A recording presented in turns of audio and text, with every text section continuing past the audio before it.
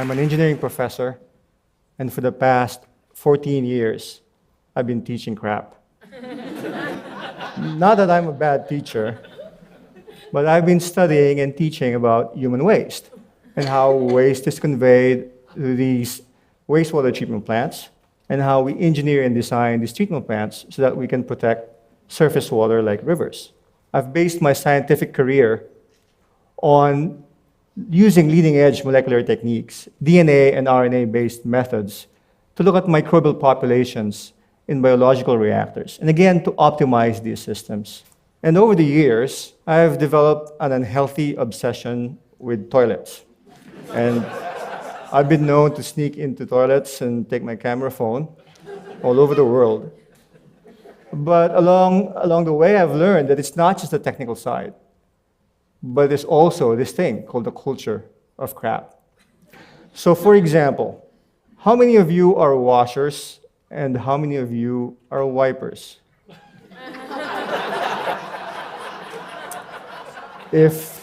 Well, I guess you know what I mean. If you're a washer, then you use water for anal cleansing. That's a technical term. And if you're a wiper, then you use toilet paper, or in some regions of the world where it's not available, newspaper, or rags, or corn cobs. And this is not just a piece of trivia, but it's really important to understand and solve the sanitation problem. And it is a big problem. There are 2.5 billion people in the world who don't have access to adequate sanitation. For them, there's no modern toilet. And there are 1.1 billion people whose toilets are the streets, or riverbanks, or open spaces. And again, the technical term for that is open defecation. But that is really simply shitting in the open. And if you're living in fecal material and it's surrounding you, you're going to get sick. It's going to get into your drinking water, into your food, into your immediate surroundings. So the United Nations estimates that every year there are 1.5 million child deaths because of inadequate sanitation. That's one preventable death every 20 seconds, 171 every hour, 4,100 every day. And so to avoid open defecation, municipalities and cities build infrastructure, for example, like pit latrines in peri-urban and rural areas. For example, in KwaZulu-Natal province, in South Africa, they've built tens of thousands of these pit latrines. But there's a problem when you scale up to tens of thousands. And the problem is, what happens when the pits are full? And this is what happens. People defecate around the toilet. And in schools, children defecate on the floors and then leave a trail outside the building and start defecating around the building. And these pits have to be cleaned and manually emptied. And who does the emptying? You've got these workers who have to sometimes go down into the pits and manually remove the contents. It's a dirty and dangerous business. As you can see, there's no protective equipment, no protective clothing. There's one worker down there, I hope you can see him. He's got a face mask on, but no shirt. And in some countries, like India, the lower castes are condemned to empty the pits, and they're further condemned by society. So you ask yourself, how can we solve this, and why don't we just build Western-style flush toilets for these 2.5 billion? And the answer is it's just not possible. In some of these areas, there's not enough water, there's no energy, it's going to cost tens of trillions of dollars to lay out the sewer lines and to build the facilities and to operate and maintain these systems. And if you don't build it right, you're going to have flush toilets that basically go straight into the river, just like what's happening in many cities in the developing world. And is this really the solution? Because essentially what you're doing is you're using clean water and you're using it to flush your toilet, convey it to a wastewater treatment plant, which then discharges to a river, and that river, again, is a drinking water source.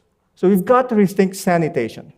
We've got to reinvent the sanitation infrastructure. And I'm going to argue that to do this, we have to employ systems thinking. We have to look at the whole sanitation chain. We start with a human interface, and then we have to think about how feces are collected and stored, transported, treated, and reused, and not just disposal, but reuse. So let's start with the human user interface. I say it doesn't matter if you're a washer or a wiper, a sitter or a squatter. The human user interface should be clean and easy to use, because after all, taking a dump should be pleasurable.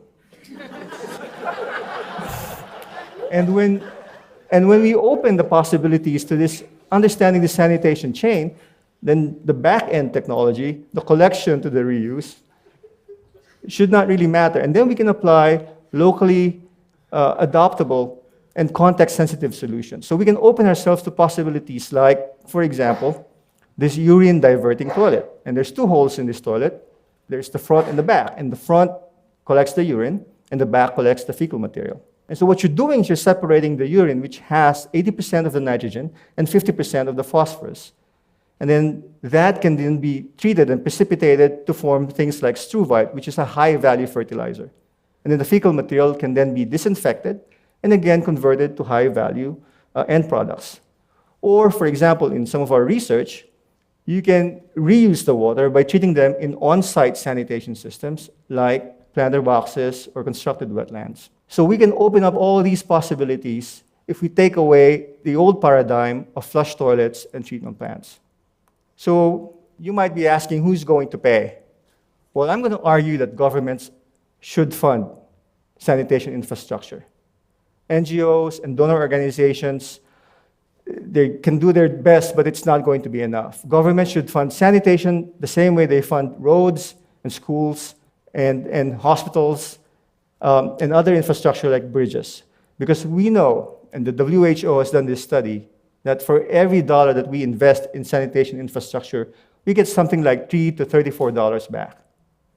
Let's go back to the problem of pit emptying. So at North Carolina State University, we challenged our students to come up with a simple solution. And this is what we came up with, a simple modified screw auger that can move the waste up from the pit and into a collecting drum. And now the pit worker doesn't have to go down into the pit. And we tested it in South Africa, and it works. We need to make it more robust, and we're going to do more testing in Malawi and South Africa this coming year. And our idea is to make this a professionalized pit emptying service so that we can create a small business out of it, create profits and jobs. And the hope is that as we are rethinking sanitation, we are extending the life of these pits so that we don't have to resort to quick solutions that don't really make sense. I believe that access to adequate sanitation is a basic human right. We need to stop the practice of lower castes and lower status people going down and being condemned to empty pits. It is our moral, it is our social, and our environmental obligation. Thank you.